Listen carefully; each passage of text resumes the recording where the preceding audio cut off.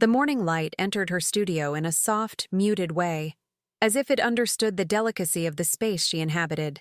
The restored canvases leaned against the walls like quiet witnesses of her days, and the scent of aged varnish lingered in the air. She moved with slow precision, the kind shaped not by hurry but by decades of learning how to treat fragile things, objects and feelings alike.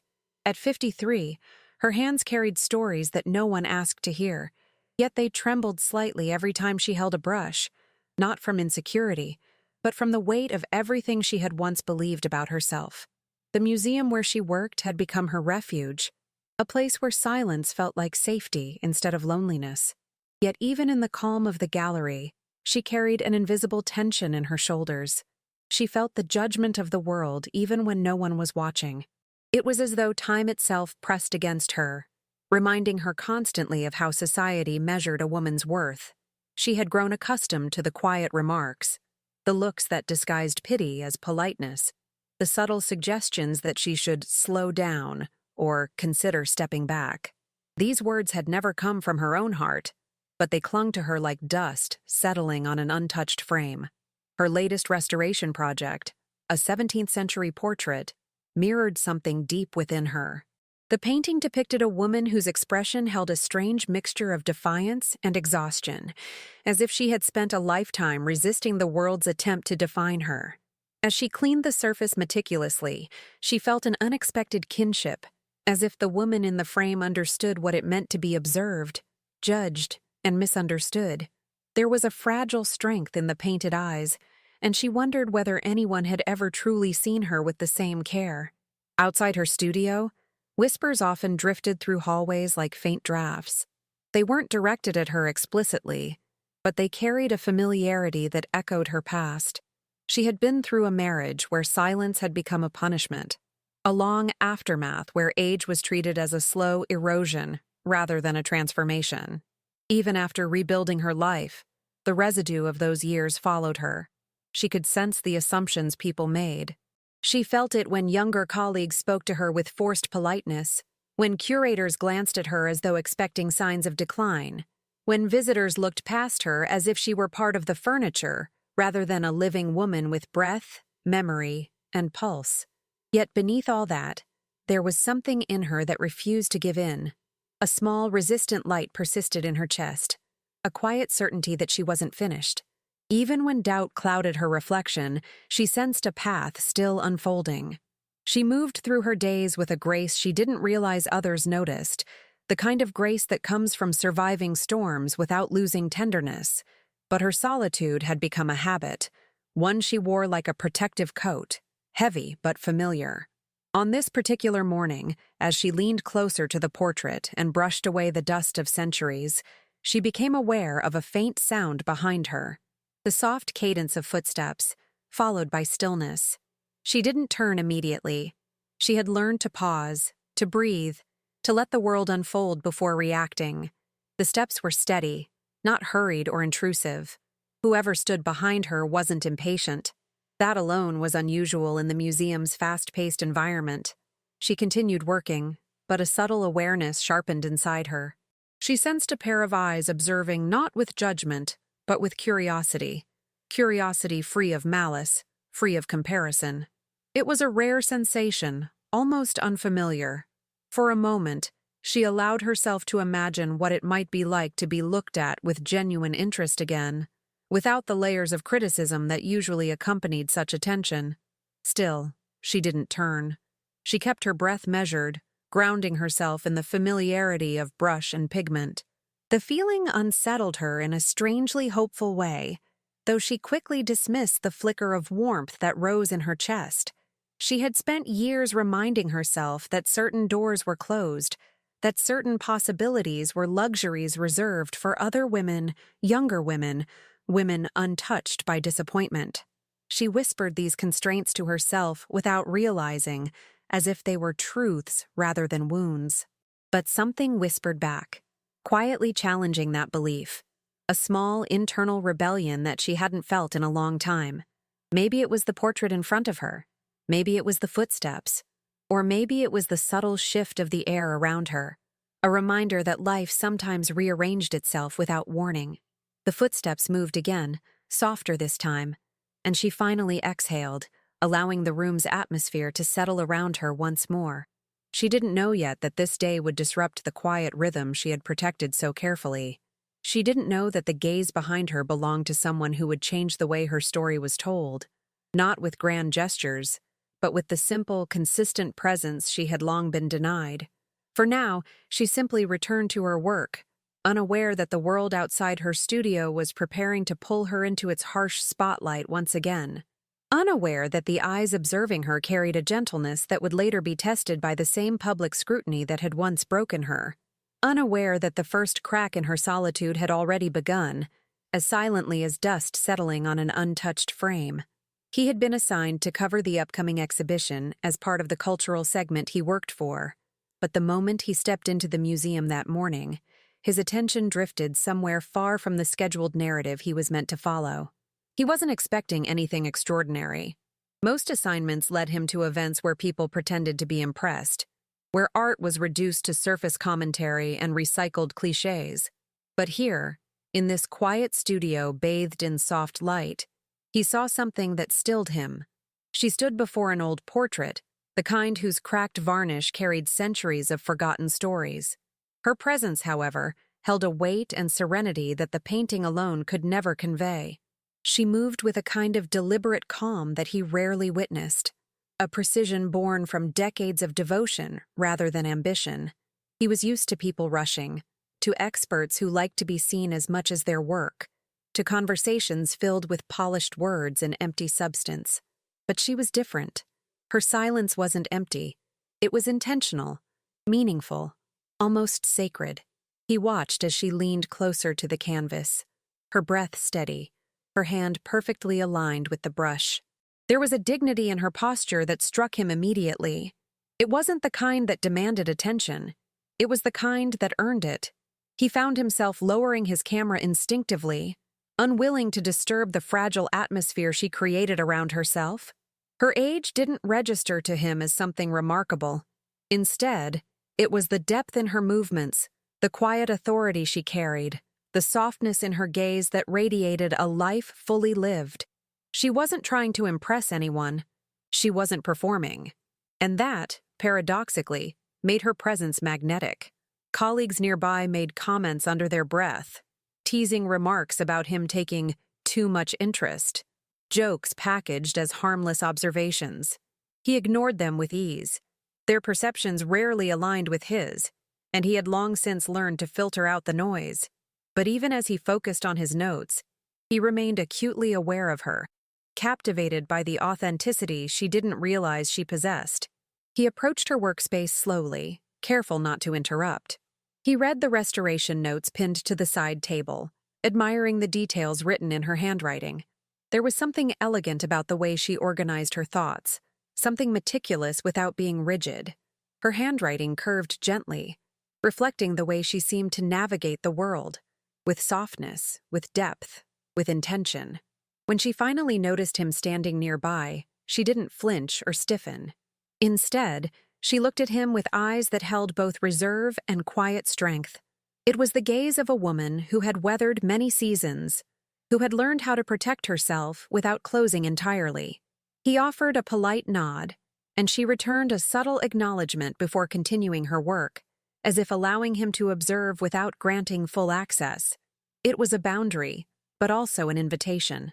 As he continued to watch her restore the portrait, he felt an unexpected connection forming. Not romantic, not dramatic, but profoundly human.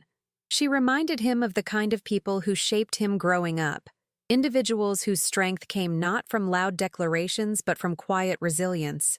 There was familiarity in her silence, in her composed expression, in the slight tremble of vulnerability she tried to hide. He made notes for his article, yet his thoughts drifted back to her repeatedly. The story he had planned to write shifted subtly. Instead of focusing purely on the exhibition, he found himself wanting to capture the essence of her devotion, the invisible artistry in the restoration process, the rare grace she embodied.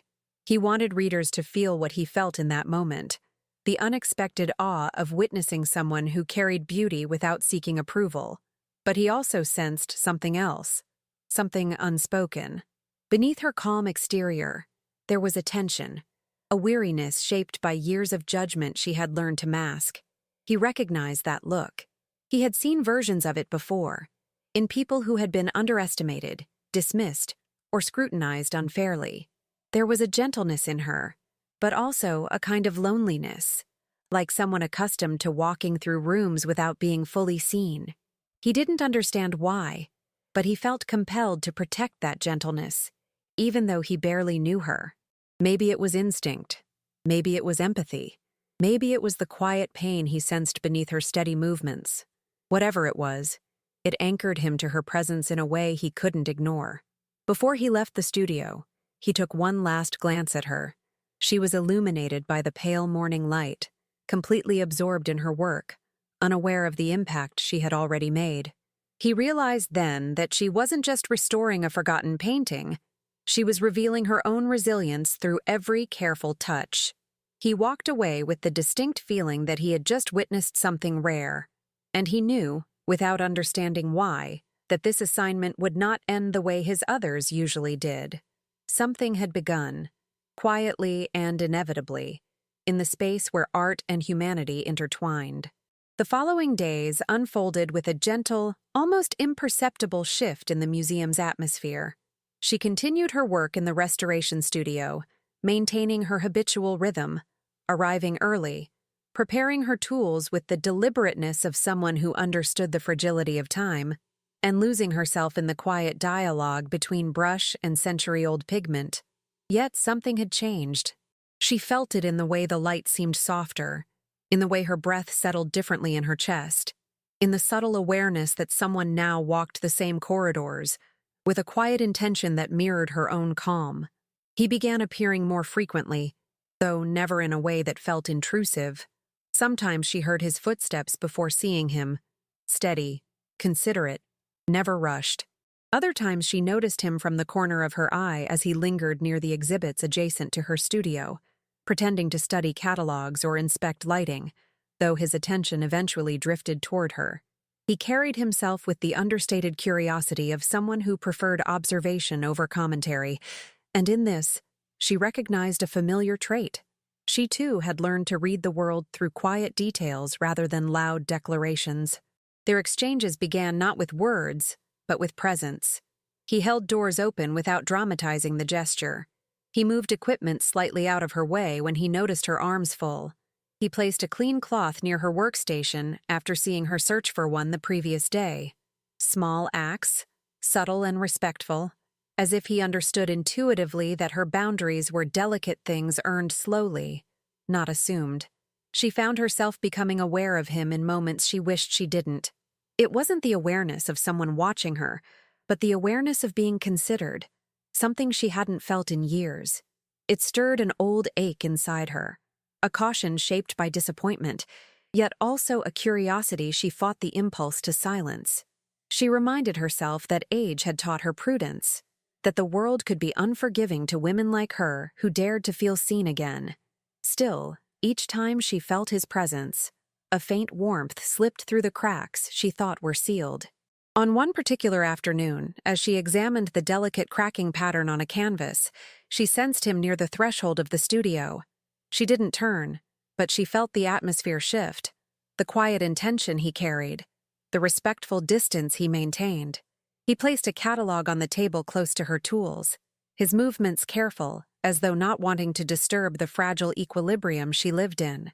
He didn't speak, yet she felt the weight of his attention like sunlight resting on her shoulders. When she finally lifted her gaze to acknowledge him, she noticed something new in his expression. It wasn't admiration, though she could see it glimmering subtly. It was understanding. He saw something in her that went beyond technique or craftsmanship. He saw the solitude she wore like a second skin, the resilience forged in years of being overlooked, the tenderness she protected beneath layers of self-reliance. That recognition unsettled her. It had been a long time since anyone had looked at her without filtering her through age, expectation, or dismissal. Still, she refused to let the faint flicker of emotion grow. She kept her voice steady, her movements deliberate, her gestures composed. She had lived long enough to know how fragile connection could be. especially when the world judged such connections harshly. She reminded herself that he was young, that his attention was likely fleeting, born from novelty rather than depth. She had seen men admire her work before, but admiration faded quickly once they realized she could not be molded into the version of woman they wanted. His presence, however, felt different, and that difference made it dangerous. He began to accompany the museum staff during brief walkthroughs, though his gaze inevitably drifted toward her studio. She noticed how he listened carefully when she explained restoration techniques to a group of interns, even though the explanation wasn't directed at him. She noticed how he stood slightly apart from others, giving her space while remaining near enough to signal something unspoken, a form of respect that didn't demand acknowledgement. One late afternoon, as the sun cast long, amber shadows across the museum halls, she stepped out of her studio carrying several frames. They were heavier than she had anticipated, and her arms trembled slightly under the weight. Before she could adjust her grip, he appeared beside her, taking half of the load with an ease that startled her. Their hands brushed briefly, a fleeting contact that felt like a quiet revelation. His touch wasn't assertive or presumptuous. It was gentle, steady, almost cautious, as if he feared that too much pressure might cause her to retreat. She thanked him with a composed nod, though inside something fluttered unexpectedly. He held the frames without making small talk, matching his pace to hers, allowing silence to fill the space between them without discomfort. She realized then how rare it was to share silence with someone who didn't interpret it as emptiness. His presence didn't threaten her solitude, it softened it. As they walked through the dim corridor, she studied him discreetly. There was a sincerity in his posture, an attentiveness that felt grounded rather than impulsive. He didn't carry the restless energy she had come to associate with younger men. Instead, he held a calmness that echoed her own, as if life had shaped him with an early maturity. She wondered what experiences had chiseled that steadiness into his features, but she pushed the thought away. Curiosity, she reminded herself, was the first step toward vulnerability. When they reached the storage room, he placed the frames down with careful precision. She felt a momentary urge to say something simple, something human, but the words hid behind years of restraint. He didn't force the moment. He simply gave a small, warm nod before turning back toward the gallery, leaving her with a faint, lingering awareness that her world had shifted in ways she wasn't ready to name. For the first time in a long while, she allowed herself to pause and breathe, not as a woman preparing for another day of quiet acceptance, but as someone who had just felt the fragile possibility of being gently, respectfully seen. The museum's corridors had always been a neutral landscape for her, quiet, predictable, a place where she could move unnoticed. But in the days that followed, the atmosphere changed. It wasn't sudden, nor was it loud. It emerged gradually, like a cold draft creeping through a window that no one remembered opening. She felt it in the way conversations paused when she entered a room, in the shift of glances that flickered too quickly to be casual. The air carried an undercurrent she had learned to recognize from past experiences, the early signs of judgment forming in the shadows. It began with whispers among the younger interns, small remarks exchanged with lowered voices but heightened interest.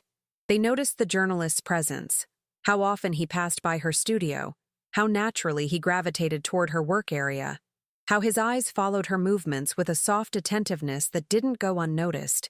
Their comments were not direct, but she sensed them like faint scratches on glass, subtle yet impossible to ignore. She continued her work with steady hands, though her heart tightened slightly with the familiar tension of being observed for the wrong reasons. The shift became more pronounced when she attended a short meeting with the museum's curatorial team. As she presented updates on the restoration piece, she caught the restrained smirks exchanged between two younger curators. Their glances did not target the painting, they targeted her. When the meeting concluded, one of them lingered behind as she gathered her notes. His tone was polite, overly so, but beneath it lay something sharper. He mentioned the journalist's article in progress, the one everyone in the cultural department had begun to talk about. He spoke of it as though it were harmless, yet the implication was clear. They were watching her, dissecting her choices, questioning her composure. The commentary was subtle, coded in condescension rather than direct cruelty, but it cut more deeply for that very reason. She responded with professionalism, her voice calm, though her chest tightened with the quiet ache of being misread. Despite her efforts to maintain equilibrium, she couldn't escape the awareness that her presence was being discussed in corners she never intended to occupy. The museum, once a sanctuary, now felt like a maze of eyes. She felt herself shrinking inward, not out of shame, but out of exhaustion. She had lived long enough to recognize the early signs of a narrative forming around her, one she had not chosen, one that often clung to women her age the moment they stepped outside the script society wrote for them. Meanwhile, he remained unaware of the growing tension. His visits continued with the same respectful rhythm, though she began to sense a mix of gratitude and fear whenever he appeared. She appreciated his presence more than she allowed herself to admit, but she also knew the world rarely accepted connections that defied its expectations. She had paid the price before, years of whispered judgments, of losing herself in the act of shrinking to make others more comfortable. The first overt remark came 2 days later. She overheard 2 journalists near the museum entrance, both covering the upcoming exhibition. They discussed him casually at first, his potential, his reputation for depth in storytelling. But the conversation shifted when they mentioned her. The tone turned mocking, coated with disbelief, as though the idea of a younger man showing genuine interest in a woman like her was inherently absurd. Their laughter, though subdued, echoed inside her like a bruise being pressed. She walked past them with her usual poise, but the words clung to her. Each step felt heavier. She wasn't surprised by the judgment. She was well acquainted with the cruelty of assumptions. But she felt the old wound reopen, the one carved by years of feeling invisible or dismissed. She had built her life on the quiet dignity of not needing validation from others, yet being reduced to a caricature of herself still hurt. The tension escalated shortly after he invited her to review some early drafts of his article. His tone was thoughtful, sincere, but she sensed the room shift as colleagues noticed the 2 of them talking in hushed voices by the gallery's main hall. The glances were no longer discreet. They held a mixture of speculation and ridicule she recognized all too well. She felt her skin tighten under the weight of their scrutiny. She could almost hear the unspoken accusations, desperation, vanity, inappropriateness. In their eyes, she wasn't a respected restorer or a woman with depth and history. She was simply too old for the attention he offered so naturally. Later that evening, as she walked toward her car, she sensed a heaviness that didn't come from her work but from the world around her. She wasn't ashamed of the connection growing between them. She hadn't even allowed herself to define it. But she feared the narrative others were crafting. She had spent years rebuilding her sense of self, and the idea of becoming a public target again filled her with a quiet dread. She knew then that the world was preparing to test her strength once more, and although she tried to brace herself, she felt the first cracks forming beneath the weight of the judgments that had barely begun. The night of the pre-opening arrived wrapped in the kind of tension that settles quietly in the bones, long before the mind fully registers it. The museum glowed under warm lights, its stone facade casting soft shadows onto the cobblestone sidewalks. Inside, the atmosphere was carefully orchestrated. Wine glasses arranged in neat rows, murmurs of conversations echoing through high ceilings, cameras clicking in rhythmic bursts. It was meant to be a celebration of art, of history, of the delicate restoration work she had dedicated months to. Yet from the moment she stepped into the atrium, she sensed an undercurrent running beneath the elegance of the evening. She wore a simple but elegant dress, the kind that respected her age without diminishing her presence. She carried herself with the calm dignity of someone used to standing quietly in the background, though tonight she stood closer to the spotlight than she ever wished to be. As she moved through the exhibition halls, she felt eyes linger on her, not with admiration, but with the sharp curiosity of those searching for something to discuss. Each glance scraped against her composure like sand against glass. He arrived shortly after, dressed in understated tones that complemented his steady demeanor. When their eyes met across the room, there was a softness in his expression that eased her breath for a moment. But the calm evaporated as the journalists began to gather. Their faces held the same restless hunger she had seen 1,000 times in her career, an eagerness for a story, preferably one that could be twisted into something enticing, something damaging. She took her position near the restored portrait, prepared to answer questions about the work. Cameras pointed toward her, and the crowd formed a semicircle. At first, the questions were respectful. Technical inquiries about varnish layers, preservation techniques, historical analysis. She responded professionally, her voice steady, her posture controlled. But then the shift came, subtle and calculated, like a blade disguised as a compliment. A journalist standing near the center raised his hand, his expression polite but sharpened with intent. He began with a question about the restoration process, but then veered abruptly. "Some have noticed," he said, "the unusual closeness between you and one of the younger members of the press. Do you feel that such personal matters risk affecting the integrity of your work?"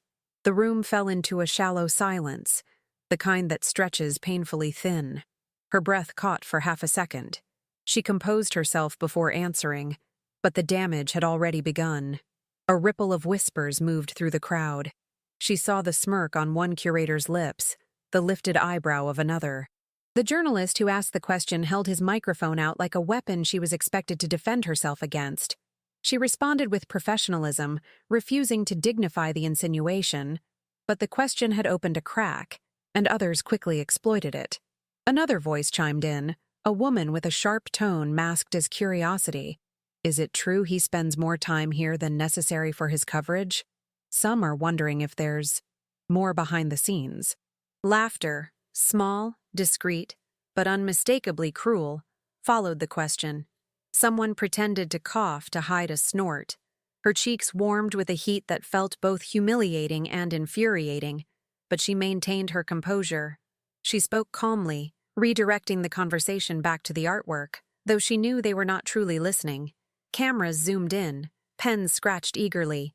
The room had shifted from admiration to spectacle, and she stood in the center of it, exposed in a way she had feared for years. Her heart pounded against her ribs, not out of guilt. She had done nothing wrong, but out of the raw vulnerability of being reduced to a caricature. Near the back of the crowd, he watched with mounting tension. She saw him, saw the way his jaw tightened, the way he stepped forward only to pause, aware that any move from him would escalate the scene. His eyes held a mixture of anger and helplessness, but he respected her space. She both appreciated and dreaded that restraint. Another journalist delivered the final blow. "At your age," he began, deliberately slow, "do you think it's appropriate to engage in relationships that might compromise the museum's reputation, or do you feel exempt from such concerns?" The words landed like cold metal against her skin. She inhaled sharply, the breath trembling despite her efforts. That question wasn't about professionalism. It was about diminishing her, reminding her of the invisible rule the world imposed on women who dared to age visibly. A low murmur spread through the room, some uncomfortable, others entertained. She felt her palms sweat. For a brief moment, her gaze met his again, and something in her broke quietly. She straightened her posture, answered with a quiet firmness that surprised even her, and ended the conversation. But the humiliation remained, clinging to her like a cruel shadow. As the crowd dispersed, she retreated to a quieter corner, her breathing shallow, her hands trembling slightly despite her effort to hide it. She stared at the restored portrait, its serene expression reflecting none of the turmoil she felt. The woman in the painting seemed to look back at her with a kind of ancient understanding, as if silently acknowledging the pain of being judged unfairly. He approached but kept a respectful distance. His expression carried a storm barely contained, yet he didn't speak. She felt the tension between wanting support and needing space. He seemed to sense it too.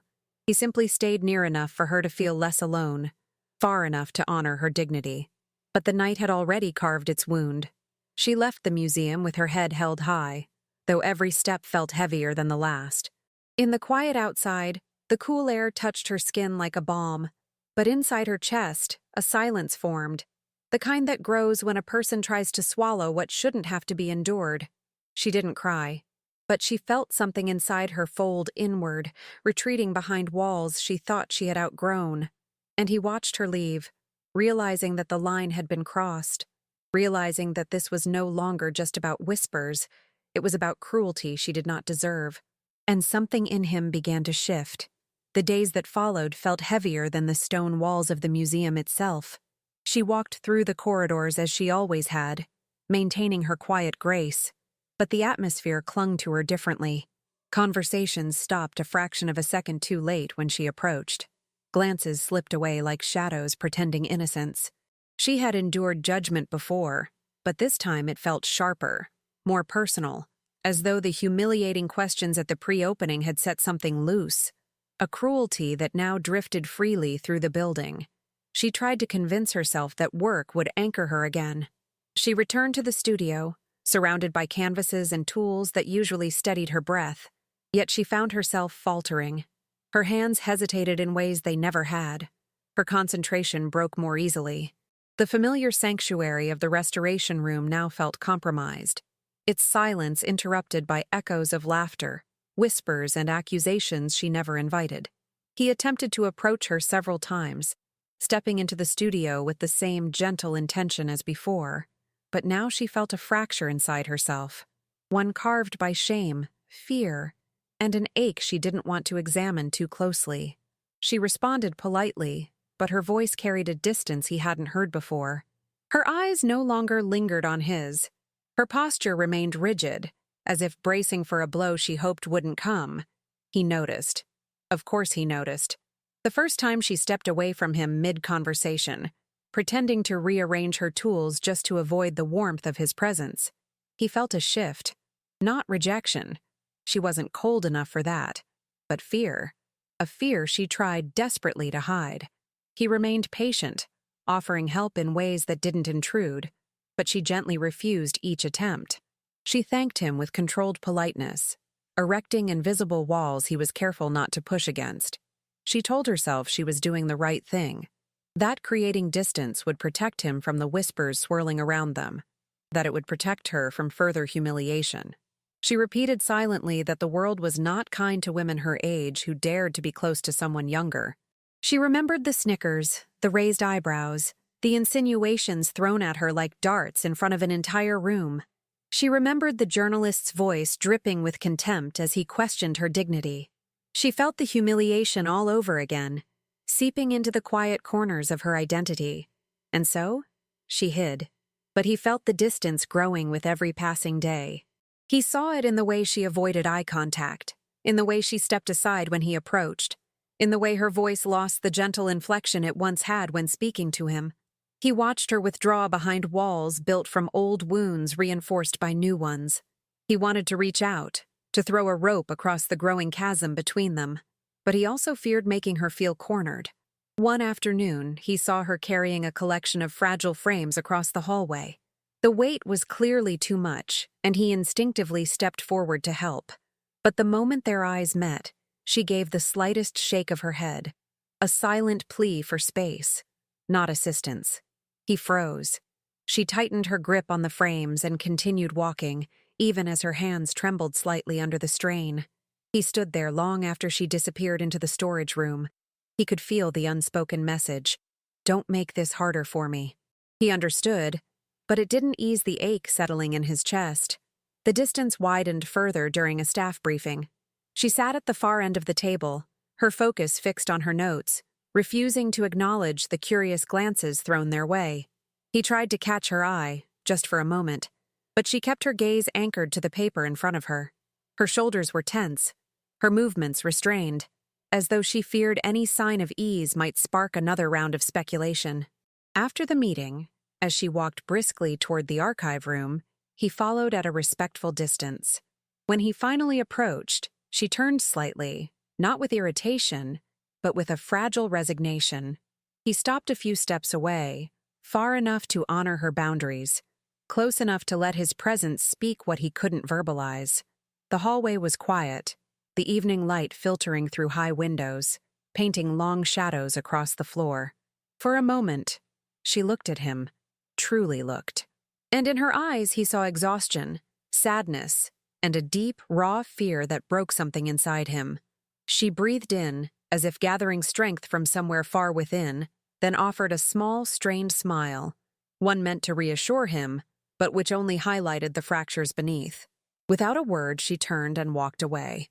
He watched her disappear down the corridor, her silhouette swallowed by dim light, and he realized the truth he had been avoiding. She wasn't pulling away because she wanted distance. She was pulling away because she thought she was protecting him from the cruelty of others, from the weight of her own insecurities, from the public humiliation she feared might stain him as well. And he understood, with a quiet ache, that she was hurting far more deeply than she allowed herself to admit. He resolved in that moment not to let her face the storm alone, but he also knew he needed to find the right moment, one that wouldn't push her further into retreat. The distance was real, painful, and growing, but it wasn't final. Not yet. The intensity of the days that followed weighed on him in a way he hadn't anticipated. Watching her navigate the museum's corridors with the same composed demeanor, yet sensing the invisible burdens she carried, stirred an unease he could no longer ignore. He realized that the whispers, the subtle laughter, the veiled remarks, everything that had seemed peripheral, had left a deeper mark than he had appreciated.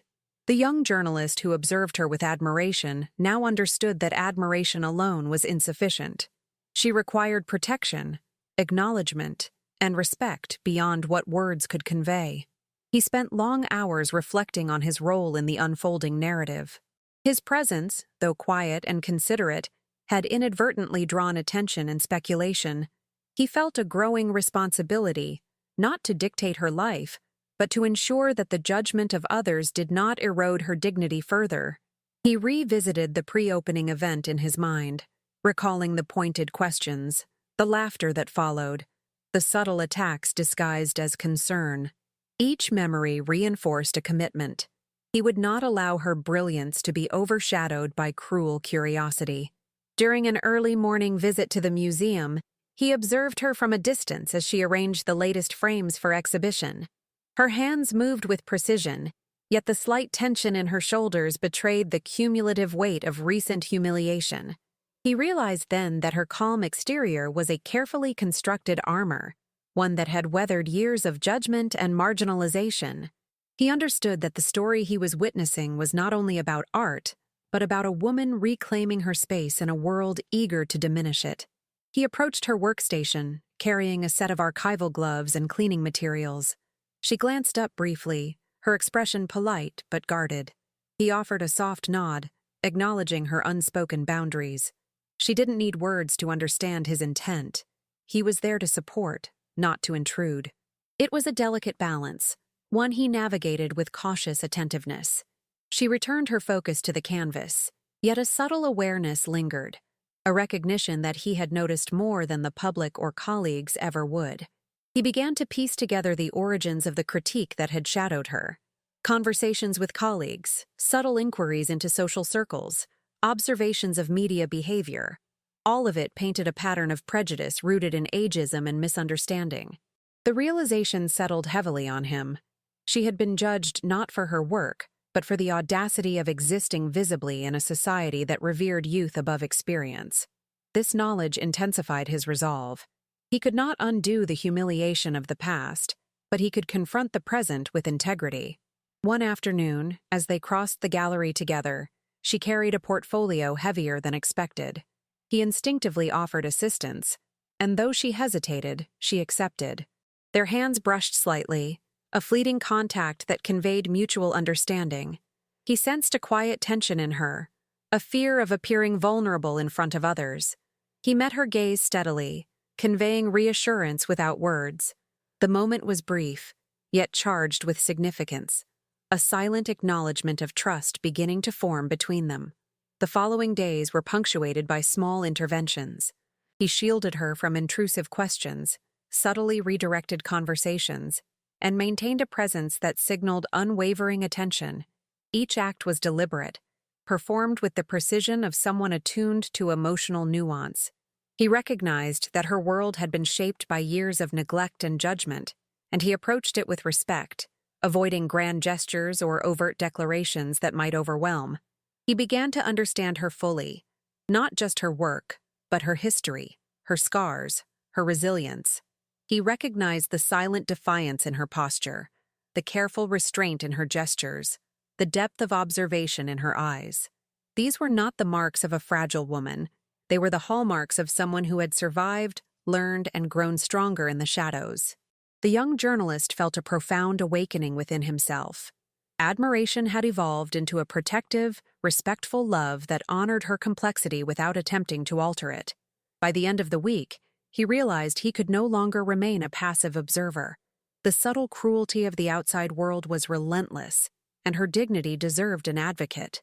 He understood that any intervention would need to be precise, careful, and consistent, not impulsive, not performative, but rooted in unwavering respect. His heart recognized the stakes. She was vulnerable, yet luminous, and the world had been unjust. It was time to act, thoughtfully, with deliberate courage. He watched her one last time before leaving the museum that evening, her silhouette framed by the fading light streaming through the large windows. She moved with grace and composure, yet he sensed the undercurrent of exhaustion that words could never capture.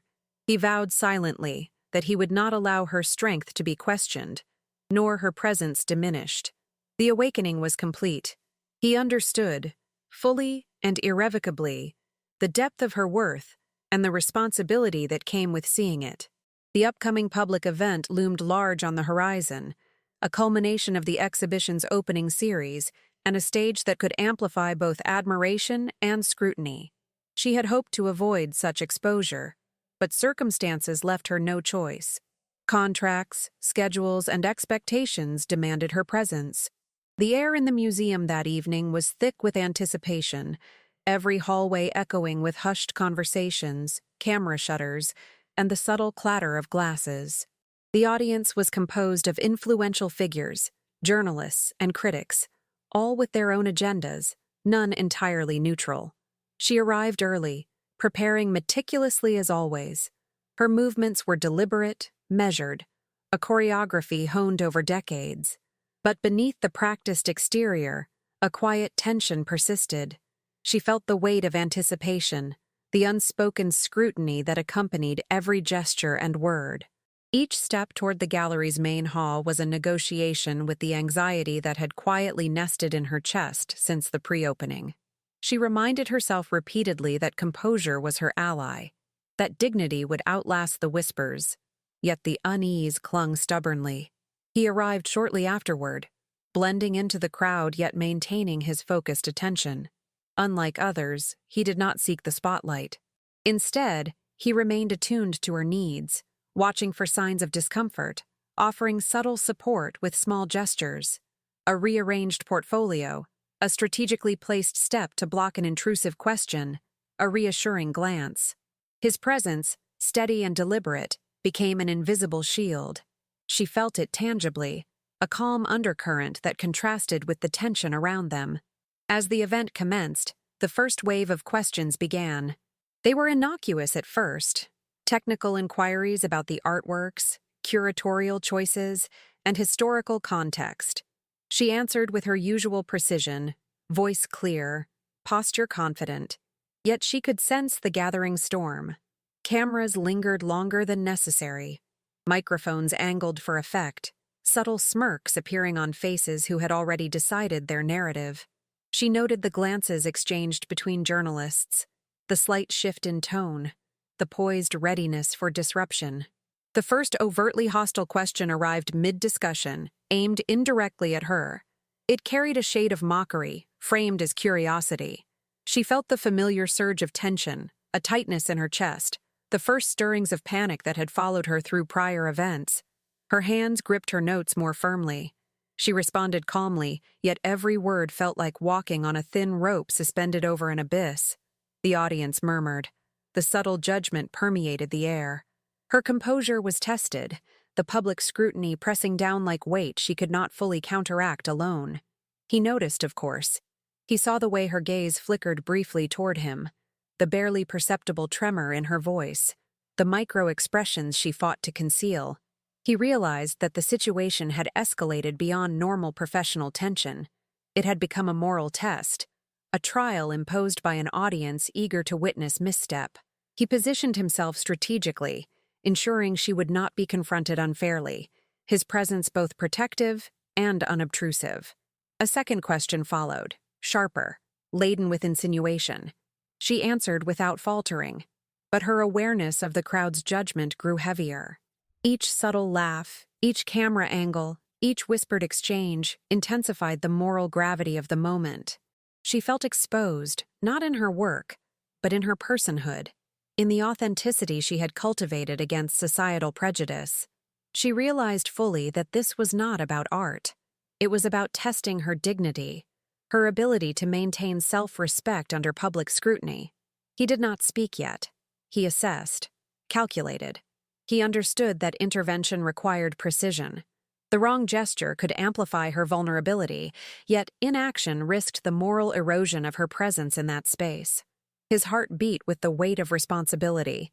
He would act when the time demanded, with clarity and unwavering commitment. Every movement he made was measured, designed to reinforce her autonomy, not to overshadow it. His attentiveness became a form of silent advocacy, an unspoken pledge that he would not allow injustice to dominate her narrative. By the end of the initial wave of questioning, the subtle tension had begun to crystallize into a moral test. Both of them knew the evening's trajectory was delicate. One misstep could cascade into humiliation, but careful, deliberate presence held the potential for redemption. They stood poised, silently acknowledging the gravity of what had begun. The moment arrived quietly, almost imperceptibly, yet its weight was undeniable. The gallery, filled with influential figures and journalists, had become an arena where every glance, every gesture, and every word was scrutinized. She moved among the attendees with the same composed elegance, but beneath the surface, tension hummed like a string pulled taut. Each question aimed at her craft or persona carried hidden intent, a subtle probing for misstep, for evidence of weakness. She felt it all, the cold undercurrent of skepticism, the barely concealed amusement at her perceived vulnerability, the intrusive weight of invisible eyes. He observed from the side, noting the growing tension and the quiet shift in her posture. Her composure was remarkable, yet he recognized the strain behind the polished surface. Each answer she delivered was precise, each movement measured, but the subtle tremor in her voice betrayed the magnitude of the scrutiny. He felt the responsibility of witnessing and intervening. Words alone were insufficient. Action was necessary. He moved closer, carefully, ensuring that his presence would not intimidate but reinforce, a buffer of quiet strength that could counteract the unspoken hostility surrounding her. Then it happened. A pointed question, meant to belittle and unsettle. The journalist, leaning slightly forward, allowed a sarcastic edge to creep into his tone. The room, anticipating her falter, quieted in expectation. She inhaled, steadying herself, preparing to respond as she always had, with dignity and precision. But before she could speak, he stepped forward. Not abruptly, not aggressively, simply with calm authority that drew attention without demanding it. The act alone shifted the energy of the room. Heads turned, whispers hushed, and the subtle tension realigned as all eyes registered his intervention. He addressed the question not with confrontation, but with clarity, dismantling the insinuation with composed reasoning and a measured voice. He articulated what everyone present should have recognized but failed to: her integrity, her dedication, the depth of her experience, and the unjust assumptions that had clouded judgment. The words he chose were deliberate, precise, and dignified, leaving no space for mockery or misinterpretation. He illuminated the falsity of the critique, reframing the narrative in a way that was undeniable, yet devoid of spectacle or aggression. She watched, astonished at his skill, at the respect he infused into every syllable. Relief washed over her, mingled with a surge of gratitude and recognition she had long suppressed. For the first time, she felt the world, at least this room of observers, acknowledge her value not only as a professional, but as a human being whose age, experience, and composure deserved respect. The subtle smiles of validation, the pause in conversation, the hushed recalibration of the journalists, all signaled a shift from anticipation of humiliation to recognition of truth. Her own composure softened slightly, the rigid lines of caution relaxing as the atmosphere shifted. She realized that his intervention was not just for the moment. It was a gesture that spoke to the cumulative injustice she had endured, the quiet battles fought over decades, and the silent dignity maintained through it all. The public witness of his respect for her reclaimed space for her identity, for her autonomy, and for the acknowledgement she had been denied for so long. The remainder of the evening unfolded with a subtle transformation. Questions returned to technical matters, conversations flowed more genuinely, and the undercurrent of judgment had dissipated. Attendees began to engage with her not as a subject of curiosity or critique, but as a respected professional, a woman whose presence was both legitimate and compelling. The shift, though quiet, was absolute. She moved among the crowd with renewed poise, sensing the acknowledgement that had previously eluded her. He remained near, maintaining a protective proximity without overshadowing her. Their silent coordination created a safe sphere, an unspoken understanding that he would stand against any injustice while allowing her dignity to remain intact. In his presence, she felt empowered in a way she hadn't experienced in years, seen not as an object of speculation, but as a person worthy of attention, respect, and subtle admiration. As the evening drew to a close, the gallery emptied, and the remaining guests departed. She allowed herself a brief exhale, a moment to feel the weight of the intervention settle. He approached her finally, not to speak, but to offer a steady presence. She acknowledged him with a glance and a small nod, recognizing the truth of what had occurred. Her dignity had been reclaimed, her competence validated, and the silence of judgment replaced by an audible, undeniable respect. The moment had been decisive, a turning point that none in the room could ignore. After the event, the gallery corridors felt quieter, almost intimate in contrast to the earlier tension. She lingered near a display, taking in the calm after the storm. The once crammed space, heavy with scrutiny and expectation, now held a softer light, and the subtle echoes of conversation seemed distant, benign. For a fleeting moment, she allowed herself to feel relief, not relief from work or observation, but relief from the unspoken judgment that had hung over her for weeks. He joined her there, stepping lightly to avoid disrupting the fragile quiet she cherished. He did not speak immediately. Instead, he simply stood, observing her with a patient attentiveness that invited openness without pressing for it. She noticed the steadiness in his posture, the calm in his gaze, and the quietude of his presence. It was a presence that demanded neither explanation nor apology, only acknowledgement, a rare and transformative offering.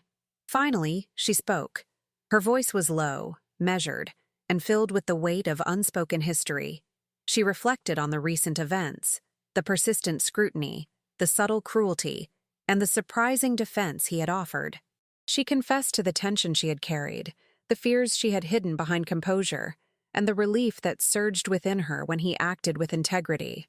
Her words were both vulnerable and controlled, a delicate articulation of trust emerging from the protective walls she had maintained.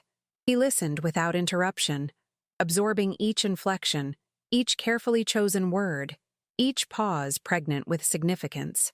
He did not respond immediately, recognizing that the act of listening was itself a declaration of respect.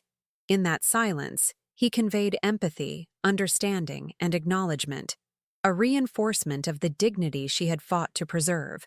His eyes met hers with clarity, a reflection of the unwavering support that had guided his earlier actions. When he finally spoke, his words were deliberate, thoughtful, and measured. He expressed the depth of his admiration, not for her appearance or age, but for her resilience, integrity, and mastery of her craft. He articulated what had been silently understood, that her worth had never been diminished, and that the recent events, though painful, had revealed the strength she carried quietly within herself. His confession was not dramatic. It was a calm, potent affirmation that validated her experience and courage. They stood together amidst the fading echoes of the gallery, enveloped in a shared understanding that transcended words. The earlier tension had transformed into an unspoken bond, strengthened by mutual respect, acknowledgement, and the demonstration of care through action. For the first time in a long while, she felt the weight of isolation lift slightly, replaced by a sense of partnership grounded in authenticity and emotional truth.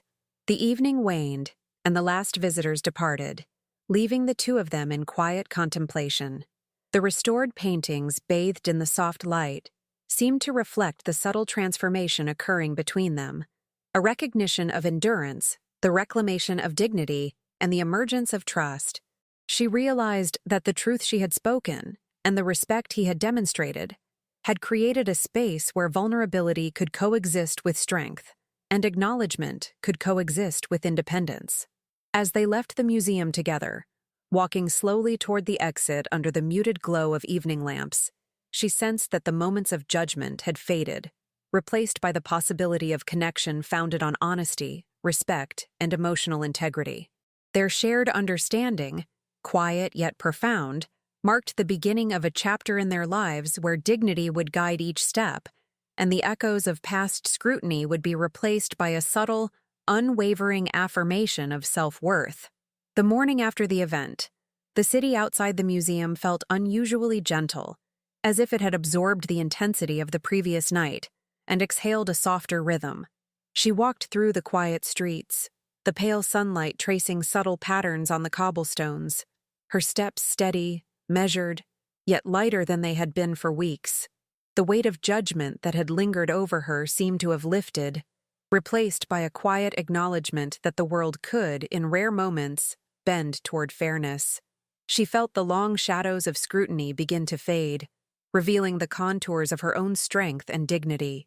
He walked beside her, not pressing, not guiding, simply present, a companion who understood the value of silence and the potency of unwavering support. His gaze occasionally met hers, not with expectation, but with steady recognition, reflecting the shared understanding they had cultivated in the past days. No words were necessary to convey what had transpired in the gallery. The impact of his actions, the validation he had provided, resonated more profoundly than any conversation could. Together, they moved through the streets with a quiet, mutual rhythm, the city's soft morning light illuminating the possibility of a new beginning. In the following days, the narrative surrounding her shifted subtly but irrevocably. Reports that had once hinted at impropriety were reframed or quietly retracted. Colleagues and acquaintances who had whispered behind her back began to acknowledge her presence with genuine respect. The exhibition's visitors praised her meticulous restoration work, often noting not only the artistry, but the dedication and insight she had brought to each canvas. Public perception, once skewed by assumptions and prejudice, now reflected the truth she had embodied all along: a woman of resilience, skill, and dignity, deserving of recognition. He continued to attend events, not as an overt guardian, but as a steady presence, reinforcing the subtle yet profound shift in how she was perceived. Their connection, once tentative and fraught with the tension of societal scrutiny, now blossomed in quiet confidence. Moments shared were measured, intentional, each gesture and glance a reaffirmation of respect and understanding. They did not need grand declarations or dramatics. The elegance of their bond lay in its authenticity and the moral clarity it represented. As she navigated public appearances, interviews, and social interactions, she felt a new assurance in her posture, in the cadence of her voice, in the ease of her gestures. The nervousness that had once accompanied her through corridors and gallery halls diminished, replaced by a quiet resilience fortified by recognition. She understood now that dignity is not granted by others, but defended, reinforced, and, at times, illuminated by the rare interventions of those who perceive and honor it. The community around her responded accordingly. Mentors, peers, and students alike began to seek her counsel, drawn not only to her expertise in restoration, but to the integrity and poise she displayed under scrutiny. The respect she received was tangible, yet understated, a validation that transcended superficial acknowledgement. It was a recognition of the cumulative strength she had nurtured over decades, and the world finally mirrored it in its subtle, enduring way. In a final act of public acknowledgement, the museum featured her prominently in a retrospective article celebrating her contributions. Photographs captured her at work, each frame emphasizing her meticulous care, her thoughtful concentration, her unwavering dignity. Commentary highlighted her experience, her mastery, and the respect she had earned, not only for her skill but for the way she carried herself through the scrutiny of others. It was a subtle yet profound reversal of the earlier judgment, a testament to resilience and authenticity. Walking through the museum after the opening had concluded, she paused before the restored portrait that had become emblematic of her perseverance. The painting's serene expression mirrored her own renewed sense of self, calm, luminous, and dignified. She understood that the world had attempted to define her, to measure her worth against arbitrary standards, yet she had emerged unbowed, validated not by coincidence, but by her steadfast commitment to integrity and self-respect. He stood beside her, observing her quietly. No words were needed. Their eyes met, and in that silent acknowledgement, the events of the past weeks crystallized into a profound understanding. The judgment of others had been tempered by truth, her dignity restored, and a foundation laid for a measured, authentic beginning. Together, they walked from the gallery into the soft light of the city, the echoes of past scrutiny fading behind them, leaving a future defined not by the perceptions of others, but by the strength, resilience, and grace they cultivated within themselves.